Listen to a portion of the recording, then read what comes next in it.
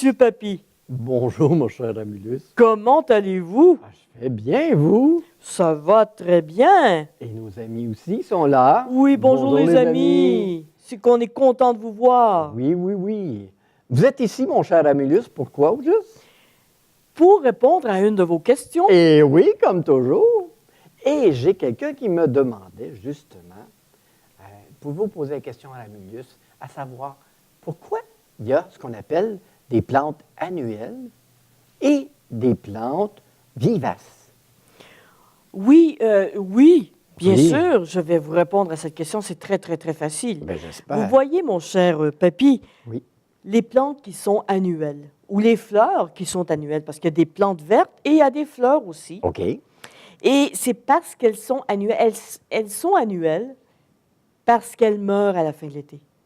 Elles ne sont pas adaptées à notre climat, c'est ça? Exactement. Quand il commence à faire froid, là, vous savez, le soir, quand on sort une petite laine, là, Oui. eh bien, les fleurs, elles meurent. Elles OK. n'ont pas de petite laine. Elles ne sont pas capables de tolérer ce froid-là. Non, elles ne sont pas capables de tolérer. Et puis, quand le sol gèle, eh bien, elles disparaissent. Sauf si elles sont dans leur pays d'origine, parce que vous savez, mon cher Papy, que nous avons plusieurs plantes qui viennent d'ailleurs. Eh oui, bien c'est pour ça que dans leur pays, eux, ils peuvent fleurir à l'année longue, il n'y a pas de problème. Exactement, parce que leur température est toujours la même. C'est ça. Tandis que nous, bien, ça varie beaucoup. On l'a vu l'hiver dernier, puis C'est on le voit ça. régulièrement. Exactement. Et puis, les plantes, elles, ou les fleurs, qui reviennent à chaque année sans qu'on ait à les replanter, c'est celles qu'on appelle les vivaces. Donc, vivaces dans le sens qu'ils sont... Ils toffent longtemps, excusez Elles sont l'expression, très mais tolérantes. ils sont tolérantes. Elles sont comme Ils moi. sont durables. Elles sont Ah, comme moi. OK. Papy. Je suis très tolérant. Vous êtes très vivace. Et je suis très vivace. OK. Alors, ces plantes-là, contrairement aux autres, elles ont une petite laine. OK. Ben, finalement, ce n'est pas une petite laine, c'est qu'elles rentrent dans la terre. Elles sont plus résistantes. Elles sont adaptées pour pouvoir durer ici. Exactement. OK. Alors, elles dorment l'hiver. Et au printemps, bien... Elles éclosent. Elles reviennent, Elles poussent. éclorent. Comment on dit ça déjà? Éclore? Elles éclorent. Elles s'ouvrent. Ouais. D'accord. Elles vont éclore. Bon. Avec plein de couleurs et elles sont très, très belles. C'est ça qui fait qu'on a de très beaux jardins au printemps. Ah! Alors, pour ça qu'on appelle des annuelles, c'est celles qui ne sont pas adaptées, ils peuvent fonctionner l'été, Oui. ils peuvent durer l'été Oui. parce qu'ils sont adaptés à de la chaleur, mais dès qu'il fait froid, bien, on les perd. C'est ça. Vous avez tout compris. Vous êtes intelligent. Ah, ben vous avez des très bonnes explications, alors je saisis facilement.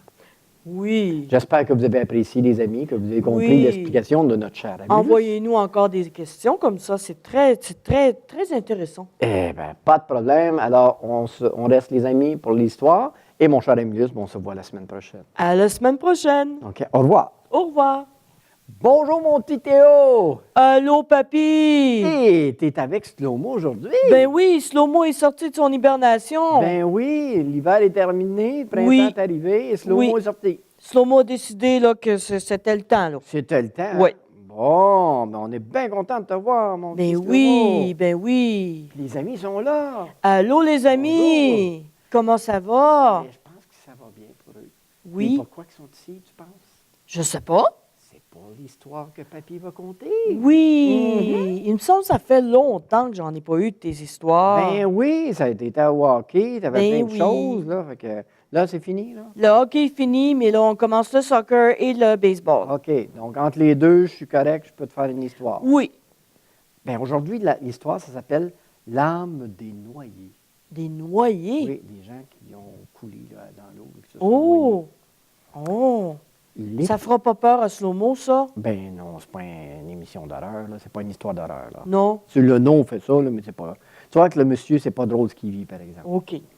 Il était une fois un pêcheur du nom d'André qui habitait une petite cabane située dans les dunes au bord de la mer du Nord, tout près de la ville d'Ostende en Belgique. Il y vivait assez bien. La mer lui fournissait de quoi nourrir sa famille et quoiqu'il ne fût pas très attaché à l'argent, il arrivait pourtant à mettre de temps à autre un écu de côté. Un écu, c'est une pièce, c'était de l'argent Oui. dans le temps. Oui. Peut-être aurait-il pu atteindre ainsi tranquillement ses vieux jours, mais le sort en avait décidé autrement. André connut une aventure vraiment extraordinaire Ah bon? dont il devait se souvenir sa vie durant. Cela avait commencé par une mauvaise saison de pêche. Des journées entières, des semaines durant, les filets d'André n'avaient pas retiré de l'eau le moindre petit poisson. C'est en vain qu'il était allé plus loin que les autres en haute mer, et en vain qu'il avait tenté sa chance tout près du bord, et au même moment, les autres pêcheurs rentraient avec des pêches miraculeuses. Bref, pour André, c'était une mauvaise passe, une réelle période de malchance. Et si ce n'était pas assez, au bout de quelques mois de cette mauvaise passe, voilà que meurt sa femme, puis ses 4 enfants la suivent dans la tombe. Oh! Ça va vraiment pas bien. Ben non, hein? Le malheureux ne savait plus à quel saint se vouer.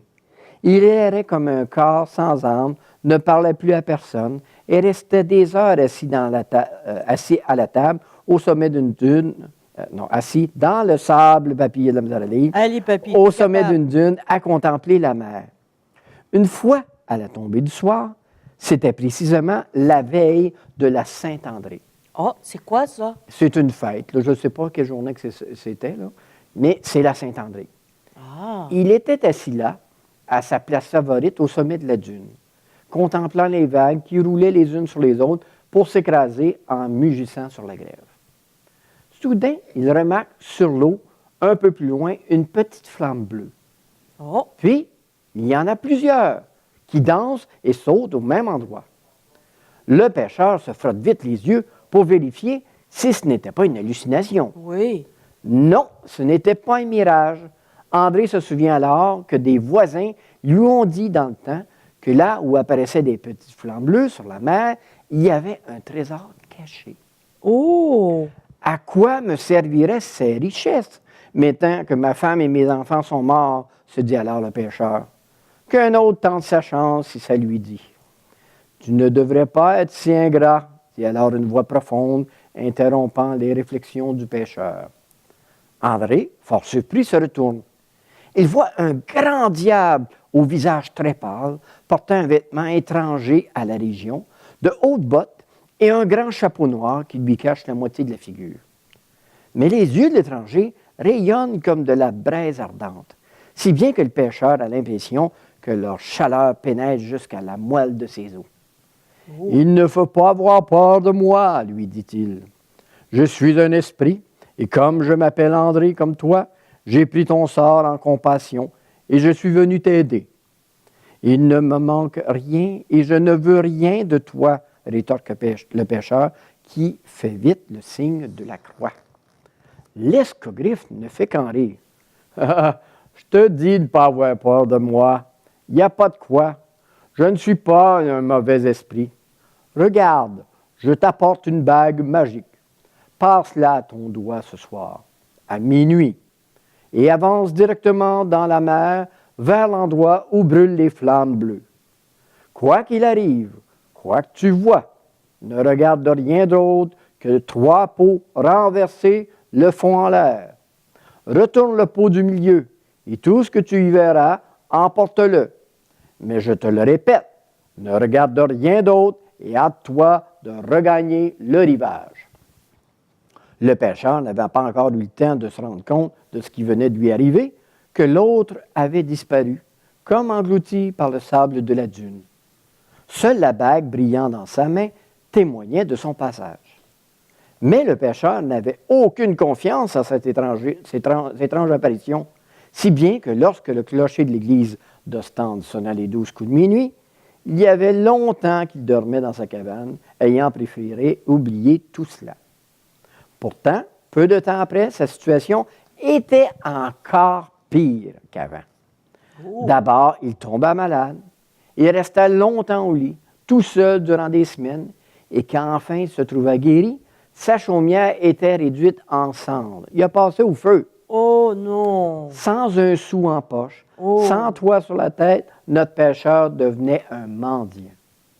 Oh. Une année s'était écoulée depuis son aventure, et maintenant, il regrettait amèrement de ne pas avoir écouté le conseil de la longue et maigre apparition et d'avoir jeté la bague qui lui avait été donnée.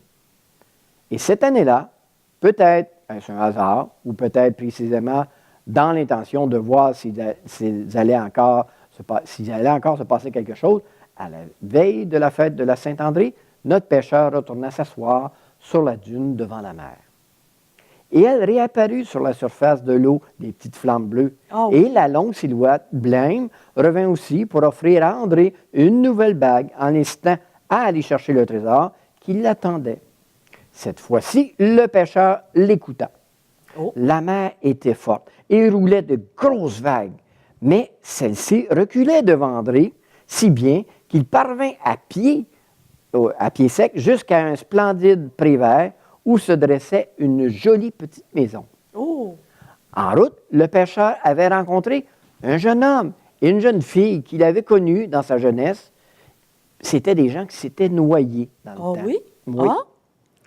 Alors, il s'était rappelé que c'était bien sûr des gens qui s'étaient noyés en mer, mais il a continué, parce que l'autre avait dit, tu continues, tu ne te fies pas à d'autre chose. André se consacrait plutôt à la recherche des 3 pots dont l'Esprit lui avait parlé. Oui. Seulement, juste au moment où il apercevait un peu plus loin sur le pré, la porte de la petite maison s'ouvrit.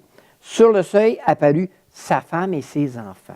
Non. Ils accourèrent déjà joyeusement vers lui, mais au dernier moment, André se rappela la mise en garde de l'escogriffe. Et au lieu de se laisser embrasser, il s'écarta vite et se précipita vers les pots. Il souleva le pot du milieu, et alors il vit sur le sol un sac de cuir. Sans perdre de temps, il ramassa le sac et, le tenant bien serré sous son bras, il se hâta de regagner le rivage à toute vitesse. Et vite, vite, vite, hein? C'est pas les faire, c'est se dépêcher. Oui. Il était temps. Les jeunes, sa femme et ses enfants, tous le poursuivaient en poussant des grands cris. Leur voix courroucée couvrait le grondement de la mer. Des vagues sauvages talonnaient le pêcheur comme si elle avait voulu l'engloutir pour toujours dans les profondeurs. Et André courait à perte d'haleine. À bout de force, il trébuchait. Et déjà, il semblait bien que la mer l'avalerait. Oh. Mais enfin, il se releva et arriva dans la dune hors de danger et s'assit à sa place favorite, poussant un grand soupir de soulagement. Là seulement, il ouvrit le sac de cuir pour en examiner le contenu. Et son regard fut ébloui par des pièces d'or et des pierres précieuses aux 1000 feux qui se trouvaient en nombre incalculable. Oui. Depuis cette nuit-là, André a mené une heureuse vie. Il s'est acheté une grande et belle maison à Ostende. Il s'est marié avec une brave femme et tout ce qu'il a entrepris a réussi. Oh. Jamais il n'a oublié son bienfaiteur maigre comme une longue allumette. Tous les ans, à la veille de la Saint-André, il retourne sur la dune dans l'espoir de le revoir et d'avoir la possibilité de le remercier. Oh. Mais jamais plus il n'a revu ni l'esprit, ni Non. les petites flammes bleues sur l'eau. C'est bizarre, hein? Mhm. C'est un peu mystérieux, hein? Oui. Mais au moins, ça finit bien. Il a Oui. écouté, puis c'était pas un mauvais esprit, il était là pour l'aider. Ben oui. Mais il fallait qu'il évite les pièges, puis surtout qu'il ne se retourne pas vers sa femme et ses enfants, Ben parce oui. que là, il se serait englouti avec les autres. Oh. C'était ça C'est l'histoire. un beau conte. Bon. Oui. J'espère que les amis ont aimé aussi, comme toujours. Slow-mo, t'as-tu aimé ça? Slow-mo, il a aimé ça également. Oui, hein, oui. Alors, soyez présents pour la semaine prochaine pour un autre conte. Alors, mon cher Théo, à la Oui. semaine prochaine, peut-être. C'est pas moi qui va être là. J'ai un tournoi la semaine prochaine. C'est Mélodie. Oui, ça va être Mélodie. OK. Bien, au revoir, Slow-mo. Au revoir, les amis. Au revoir, les amis. Bye.